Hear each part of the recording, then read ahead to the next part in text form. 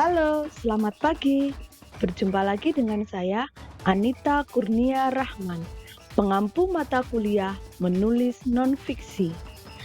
Pada video pembelajaran kali ini, kita akan membahas materi tentang karya ilmiah. Hakikat karya ilmiah. Karya ilmiah adalah paparan verbal yang ditulis untuk menyajikan informasi hasil kajian ilmiah yang dilakukan berdasarkan prosedur bidang ilmu tertentu dengan sistematika dan ragam bahasa yang sesuai dengan konvensi yang disepakati masyarakat ilmiah. Pembagian makalah berdasarkan isi. 1. Makalah konseptual. Menyajikan hasil pemikiran atas suatu masalah yang didukung hasil kajian pustaka yang relevan, baik yang selaras maupun yang bertentangan. 2. Makalah hasil penelitian. Menyajikan hasil penelitian yang dilaksanakan dengan metode yang tepat dan didukung dengan bukti-bukti empirik atau data lapangan yang memadai. Jenis karya tulis. 1. Karya tulis ilmiah. Contoh karya tulis ilmiah yaitu ensiklopedia, kamus istilah, laporan penelitian, laporan skripsi, tesis, disertasi, artikel ilmiah, dan makalah. 2. Karya tulis non-ilmiah. Contoh karya tulis non-ilmiah yaitu karya jurnalistik, dokumen berupa dokumen hukum dan bisnis, biografi, surat pribadi, iklan berupa iklan bisnis, sosial, atau pemerintah. 3. Karya sastra. Contoh karya sastra yaitu prosa, puisi, dan drama. Karakteristik karya tulis ilmiah. Dari segi isi, menyajikan fakta secara objektif dan sistematis. Gagasan dikembangkan secara logis. Sistematika karya tulis ilmiah ditulis menggunakan sistematika yang telah diatur dalam konvensi tertentu. Bahasa dalam karya tulis ilmiah, penulis memaparkan gagasan menggunakan sudut pandang yang objektif. Penulis memaparkan gagasan dengan kalimat yang singkat dan jelas.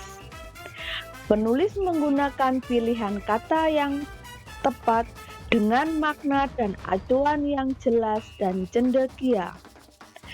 Penulis mentaati kaidah bahasa baku. Penulis menggunakan istilah secara konsisten. Karakteristik karya tulis non-ilmiah.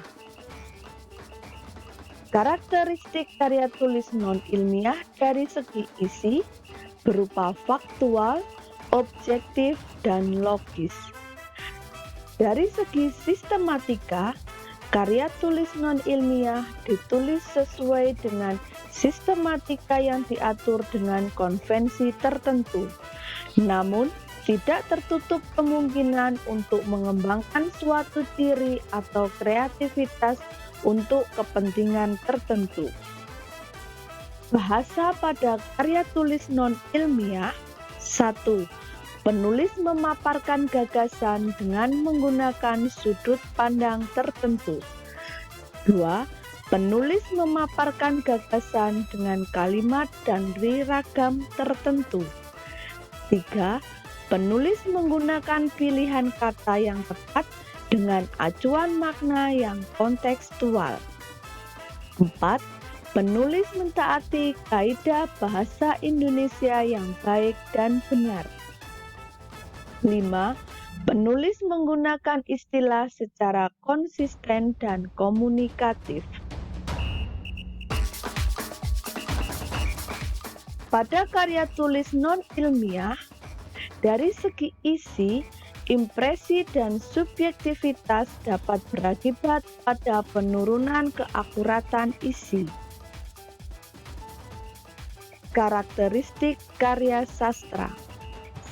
Dari segi isi, karakteristik karya sastra ada 3. 1. Impresif. 2. Reflektif. 3. Imajiner. Sistematika. Karakteristik karya sastra dilihat dari sistematika. Karya sastra yang baik ditulis dengan sistematika yang kreatif dan original.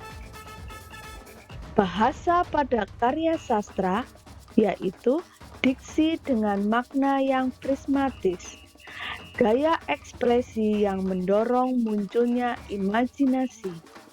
3. Simbolik dan kultural. Karya ilmiah. Karya ilmiah merupakan karangan yang berisi fakta umum. Karya ilmiah merupakan karangan yang ditulis menggunakan metode ilmiah. Karya ilmiah dapat dibuktikan kebenarannya. Karya ilmiah dapat diulang atau diuji orang lain dengan hasil yang hampir sama atau mirip. Karya tulis ilmiah. Dari segi isi ada 2, yaitu hasil penelitian dan gagasan konseptual. Dari segi isi ada makalah, artikel, proposal penelitian, dan laporan penelitian. Makalah. Dari segi isi, ada makalah deduktif, yaitu kajian teoritis atau kajian pustaka. Induktif, berupa data empiris. Campuran, gabungan antara deduktif dan induktif. Makalah dilihat dari bentuknya. 1. Panjangnya lebih dari 20 halaman. Kedua, makalah pendek kurang dari 20 halaman. Artikel. Dilihat dari segi isi, ada artikel hasil penelitian dan non-penelitian. Dari segi sifat, ada ilmiah dan populer. Sekarang, perhatikan 3 contoh berikut. Contoh pertama, kalau aku merantau lalu datang musim kemarau, sumur-sumur kering, daunan pun gugur bersama reranting. Hanya mata air matamu ibu yang tetap lancar mengalir. Contoh kedua, musim kemarau yang berkepanjangan diperkirakan akan mengakibatkan puluhan hektar sawah di wilayah Malang Selatan gagal panen. Sudah lebih dari sepekan petani tidak mendapatkan air untuk mengaliri sawah. Contoh ketiga, hasil survei yang dilakukan oleh Pranawa dan kawan-kawan pada tahun 2008 melaporkan bahwa 300 nelayan di wilayah Malang Selatan setiap tahun dapat memproduksi sekitar 300 ton ikan kering kualitas 1. Produksi tersebut hanya dipasarkan di wilayah Pulau Jawa. Para nelayan belum dapat memenuhi permintaan pasar dari wilayah luar Jawa karena kesulitan pengemasan standar dan transportasi. Demikian tadi materi pembelajaran karya ilmiah hari ini. Selamat belajar dan terima kasih.